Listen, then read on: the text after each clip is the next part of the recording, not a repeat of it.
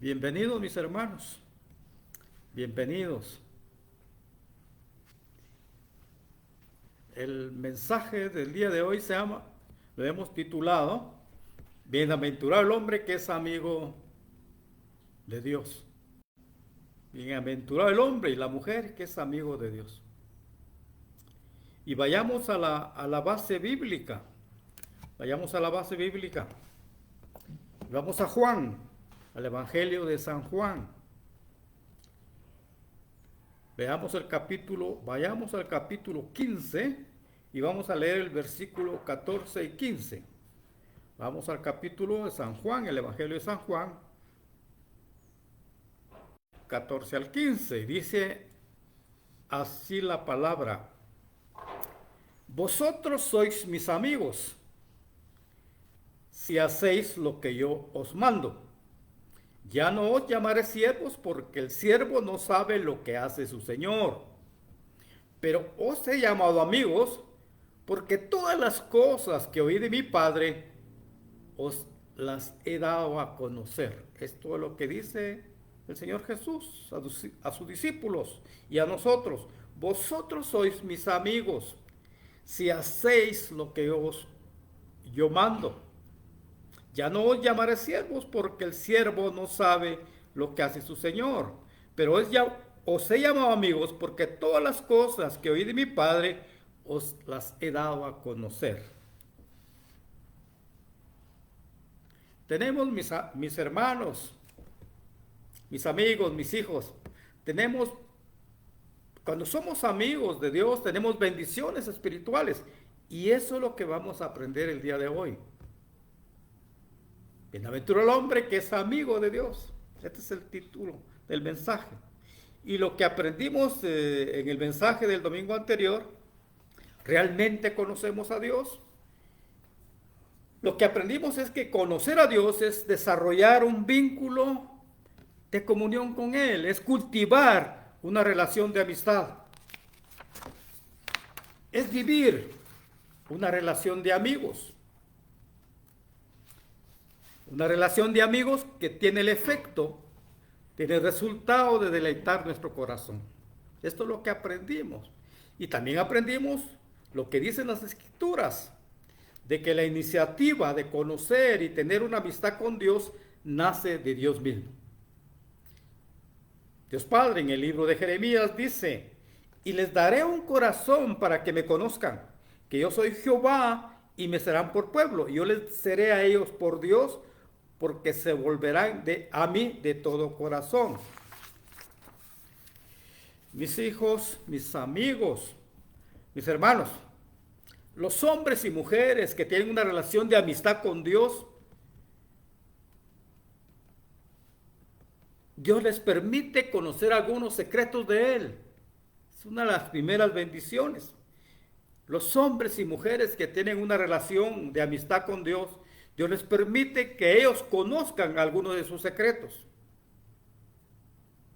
Los hombres y mujeres que tienen una amistad con Dios, que son amigos de Dios, viven tranquilos, no se preocupan por el futuro, porque saben que Dios los guarda, que Dios los defiende. Los hombres y mujeres que tienen una amistad con Dios, y esto va a ser lo más importante del mensaje, Dios les permite que vean la profundidad de su maldad y perversión, y que conociendo y al darse cuenta de esa perversión, avergonzados, corramos a los brazos del Señor Jesucristo. Pero vayamos por partes y despacio y detallemos cómo es que Dios nos da a conocer. ¿Dónde dice la Escritura que Dios permite que conozcamos sus secretos?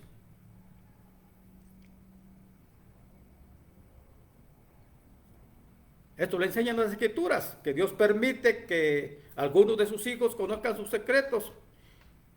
Y nos recordamos entonces del patriarca Abraham. Dios le confió a este patriarca que iba a destruir con fuego Sodoma y Gomorra, ¿se recuerdan?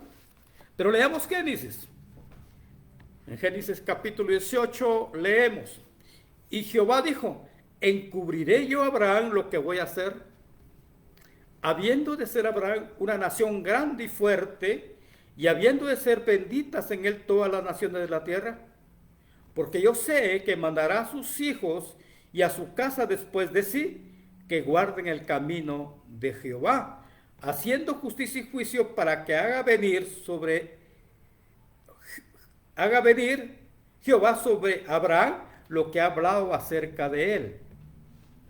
Entonces Jehová le dijo, por cuanto el clamor contra Sodoma y Gomorra se aumenta más y más, y el pecado de ellos se ha agravado en extremo, descenderé ahora y veré si han consumado su obra según el clamor que ha venido a mí, y si no, lo sabré. Como sabemos, mis hermanos, solo 3 personas se salvaron de la destrucción de Sodoma y Gomorra, Lot y sus 2 hijas. Una destrucción que fue con fuego y azufre, de una población que los críticos, que los eruditos estiman en 40,000 personas. Abraham, mis amigos, quien era amigo de Dios. Todas las escrituras señalan que Abraham era el amigo de Dios.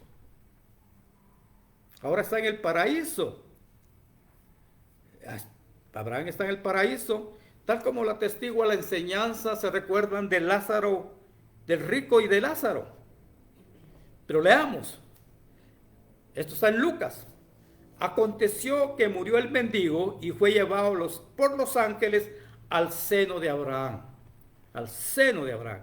Y murió también el rico y fue sepultado.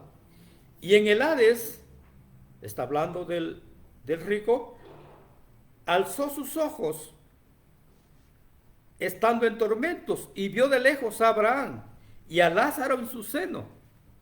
Entonces él, dando voces, dijo, Padre Abraham, ten misericordia de mí y envía a Lázaro para que moje la punta de su dedo en agua y refresque mi lengua, porque estoy atormentado en esta llama.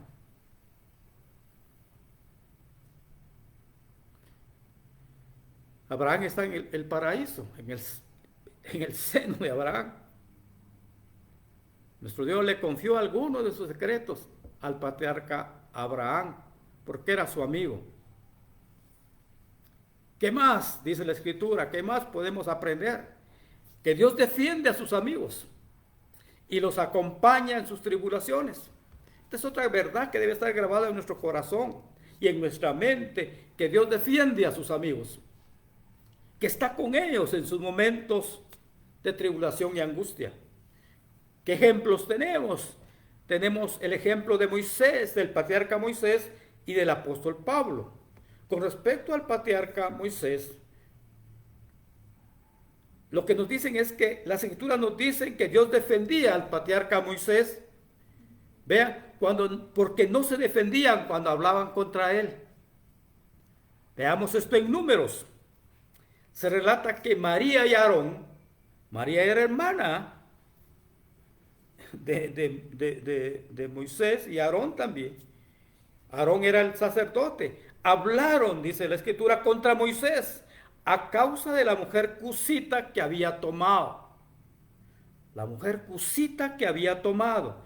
No era israelita la mujer cusita, porque él había tomado mujer cusita. Y dijeron, ¿solamente por Moisés ha hablado Jehová? ¿No ha hablado también por nosotros? Y lo oyó Jehová. Y aquel varón Moisés era muy manso, más que todos los hombres que había sobre la tierra. Luego Jehová dijo a Moisés, a Aarón y a María, salid vosotros los 3 al tabernáculo de reunión. Y salieron los 3. Entonces Jehová descendió en la columna de nube y se puso a la puerta del tabernáculo y llamó a Aarón y a María, y salieron ambos. Y él les dijo, oíd mis palabras.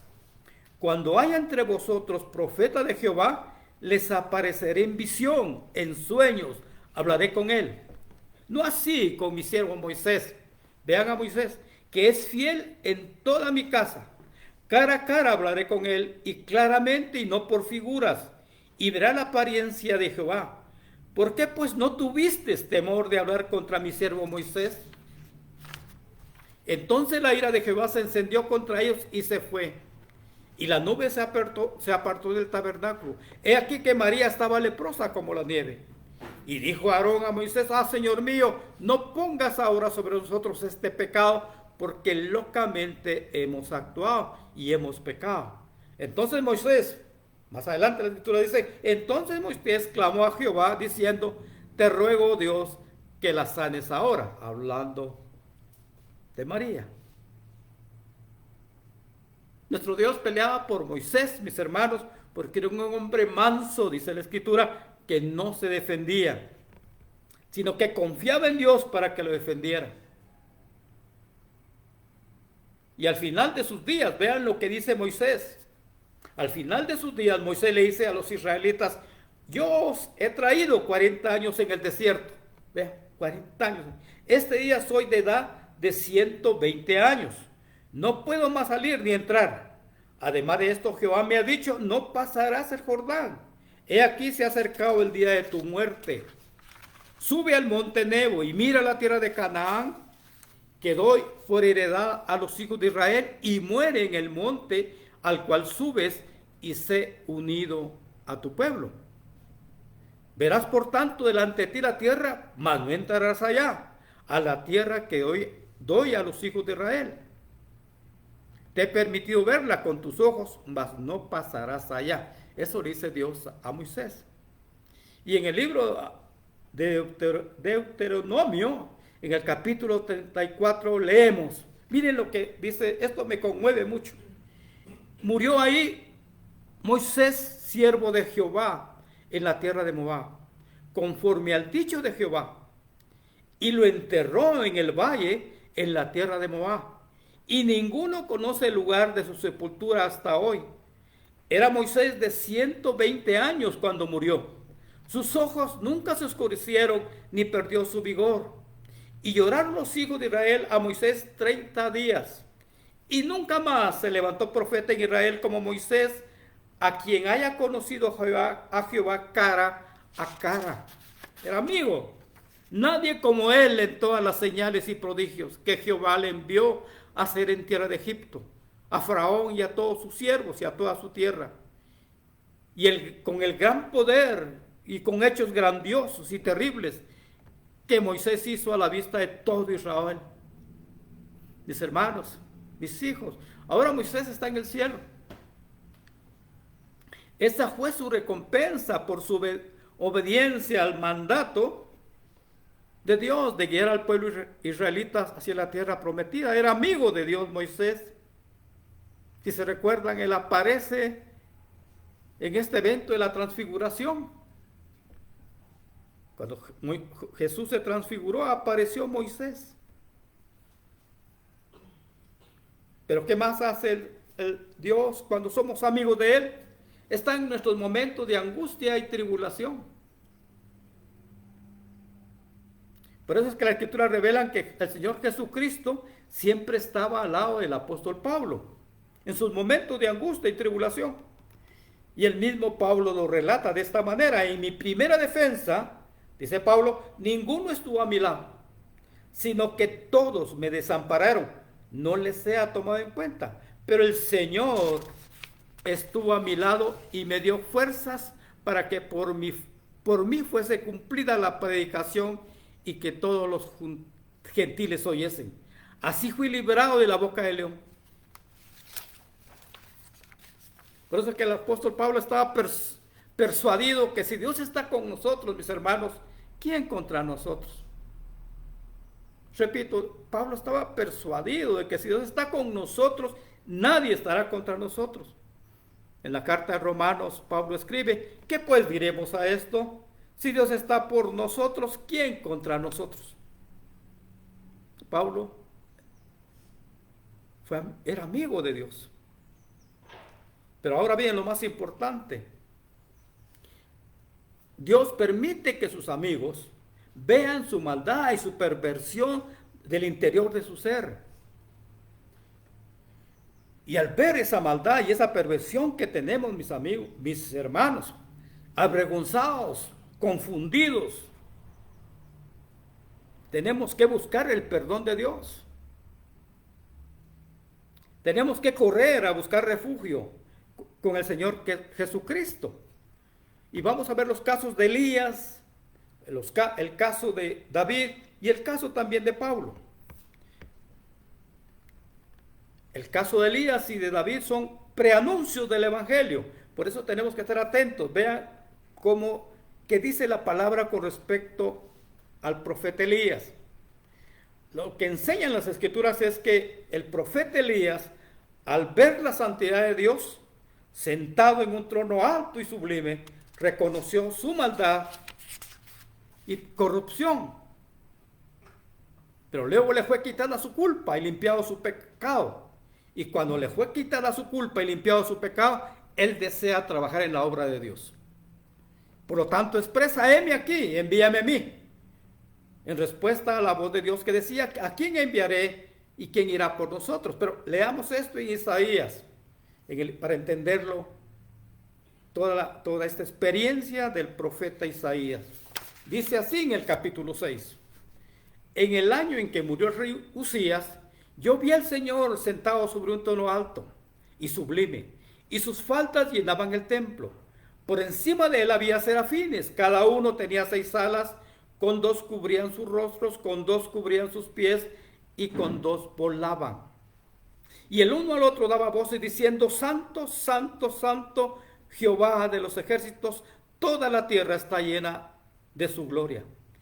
Y los quiciales de las puertas se estremecieron con la voz del que clamaba, y la casa se llenó de humo. Entonces dije: ay de mí, que soy muerto, porque siendo hombre de inmundo de labios y habitando en medio de pueblo que tiene labios inmundos, han visto mis ojos al Rey Jehová de los ejércitos. Y vean lo que sigue: y voló hacia mí uno de los serafines teniendo en su mano un carbón encendido, tomado del altar con unas tenazas, y tocando con él sobre mi boca, dijo: he aquí que esto tocó tus labios y es quitada tu culpa y limpio tu pecado. Después oí la voz del Señor que decía: ¿quién enviaré y quién irá por nosotros? Entonces respondí yo: heme aquí, envíame a mí. Esta es una enseñanza gloriosa. Cuando tenemos culpa y pecado, no podemos decir: heme aquí. No podemos. El profeta Isaías era catalogado por los israelitas como un santo. Pero él, al ver la santidad de Dios, dijo: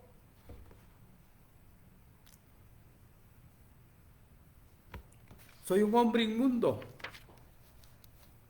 He aquí que soy muerto, porque siendo hombre inmundo, han visto hombre inmundo de labios, y habitando en medio de pueblo que tiene labios inmundos, han visto mis ojos al Rey.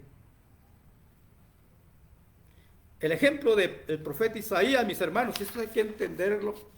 Ojalá que Dios nos permita entenderlo. Es un anticipo de las buenas nuevas del Evangelio del Señor Jesucristo, que con su muerte nos limpia de pecados. Con su muerte nos limpia de pecados a hombres pecadores, inicuos, perversos, para llevarnos a Dios. Y lo que muestra también Isaías es que al ser quitada su culpa y limpio su pecado, muestra su deseo de participar en la obra de Dios, al expresar: heme aquí, envíame a mí. Por eso es que este profeta Isaías al final alaba a Dios diciendo: en gran manera me gozaré en Jehová. En gran manera me gozaré en Jehová. Mi alma se alegrará en mi Dios, porque me vistió con vestidura de salvación, me rodeó de manto de justicia, como a novio me atavió y como a novia adornada con sus joyas. Eso lo puede decir Isaías. Con gran manera me gozaré en Jehová, porque fue quitada su culpa y porque dijo: envíame a mí. Sigue diciendo este profeta Isaías: he aquí Dios es mi salvación, mi fortaleza, mi canción es Jehová, quien ha sido salvación para mí. Esto lo expresa el profeta Isaías. Pero veamos a David. David, el hombre conforme el corazón de Dios. Este hombre conforme el corazón de Dios, David, reconoce también sus maldades y sus rebeliones. Y al reconocerlo, clama a Dios para que lo limpie de pecados. Y el Señor, al oír la confesión de pecados de David, en su misericordia lo perdona. Y vean esto, en forma sobrenatural, dice Isaías, dice David, su culpa desaparece. Pero vayamos por partes. En primer lugar, las escrituras enseñan que el rey David reconoce, eso es lo que tenemos que hacer nosotros, reconoce y confiesa su maldad diciendo, he aquí, en maldad he sido formado, y en pecado me concibió mi madre. He aquí, en maldad he sido formado, y en pecado me concibió mi madre. No se está refiriendo, mis hermanos, al acto íntimo de su mamá, a su relación sexual, no, al momento en que lo engendra, viene la maldad ya con la mamá y se la transfiere a él, como hemos hablado, que viene desde Adán y Eva. En maldad he sido formado. Sigue diciendo David, yo reconozco mis rebeliones y mi pecado está siempre delante de mí. Me han alcanzado mis maldades, no puedo levantar la vista. Mis iniquidades se han agravado sobre mi cabeza, como carga pesada se han agravado sobre mí. Este es el hombre conforme al corazón de Dios. Es el dulce cantor de Israel.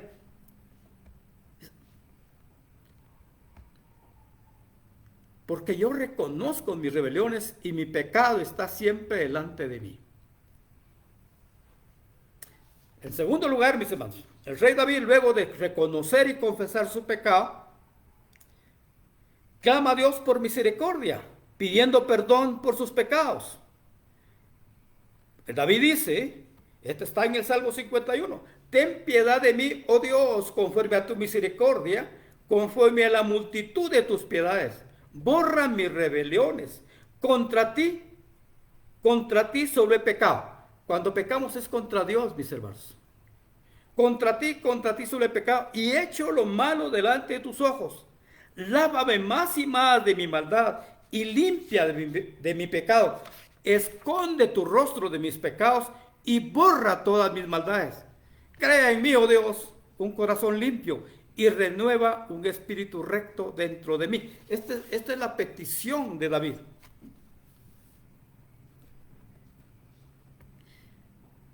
El paso tercer lugar. La Escritura se enseña que el rey David, al reconocer, confesar y pedir perdón por sus pecados, Dios perdona sus pecados y le quita la culpa. En el Salmo 32, David dice, da testimonio diciendo, mientras callé, se envejecieron mis huesos en mi gemir todo el día, porque de día y de noche se agravó sobre mí tu mano, se volvió mi verdor en sequedades de verano. Mi pecado declaré y no encubrí mi iniquidad. Dije, confesaré mis transgresiones a Jehová, y tú perdonaste la maldad de mi pecado. Pero en otra versión de la Biblia dice, mientras me negué a confesar mi pecado, mi cuerpo se consumió y gemía todo el día. Día y noche tu mano disciplina pesaba sobre mí. Mi fuerza se evaporó como agua al calor del verano. Finalmente te confesé todos mis pecados y ya no intenté ocultar mi culpa. Me dije, le confesaré mis rebeliones al Señor y tú me perdonaste. Toda mi culpa desapareció. Ya no hay culpa. Y ahí viene lo más importante. Finalmente, las Escrituras enseñan, mis hermanos, que el rey David, al darse cuenta de que Dios lo había perdonado su pecado y sentirse libre de la culpa, exclama, bienaventurado aquel cuya transgresión ha sido perdonada y cubierto su pecado. Bienaventurado el hombre a quien Jehová no culpa de iniquidad. En otra versión de la Biblia leemos, oh, qué alegría para aquellos a quienes se les perdona la desobediencia, a quienes se les cubre su pecado. Sí, qué alegría para aquellos a quienes el Señor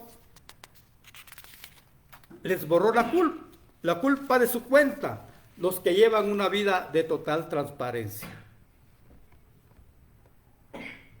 Mis hermanos, mis amigos, mis hijos, Dios le reveló al rey David el misterio del Evangelio, el misterio de la justicia divina de Dios, de limpiar los pecados y rebeliones de hombres perversos como nosotros y malos, cuyo destino era la separación eterna de la gloria de Dios.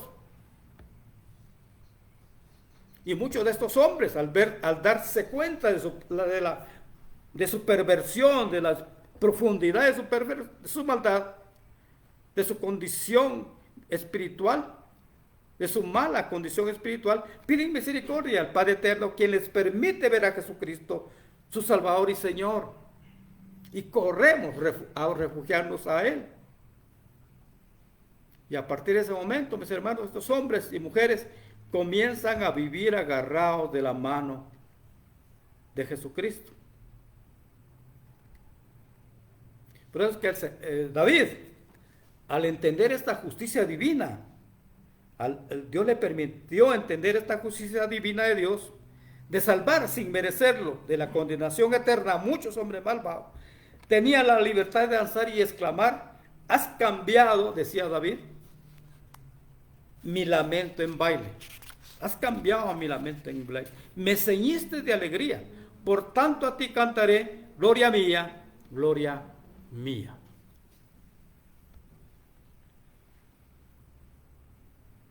Tenemos ahora el último, finalmente, el ejemplo de Pablo. Pablo, el apóstol, que Jesucristo se le apareció en Damasco, ¿se recuerdan ustedes? El apóstol que fue llevado al tercer cielo, el apóstol que casi escribió la mitad del Nuevo Testamento. Este hombre reconoció su maldad, reconoció que el mal estaba en él y que su único refugio para escapar de la perdición eterna era el Señor Jesucristo.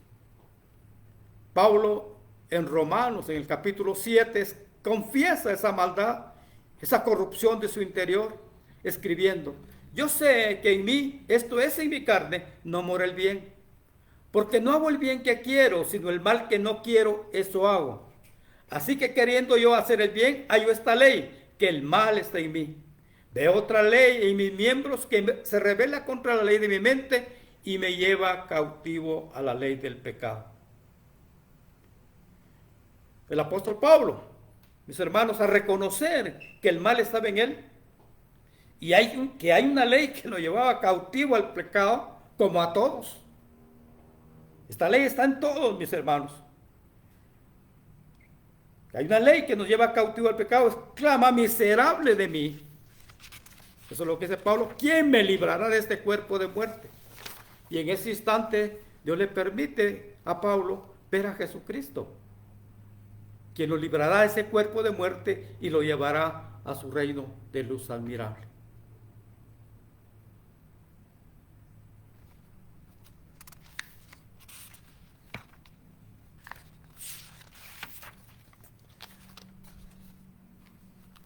Al final de su vida, el apóstol Pablo estaba persuadido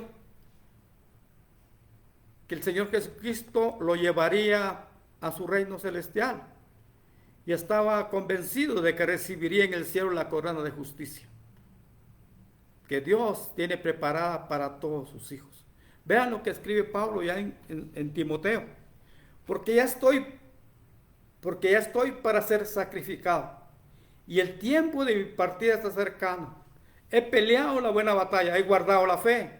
Por lo demás, me está guardada la corona de justicia, la cual me dará el Señor juez justo en aquel día.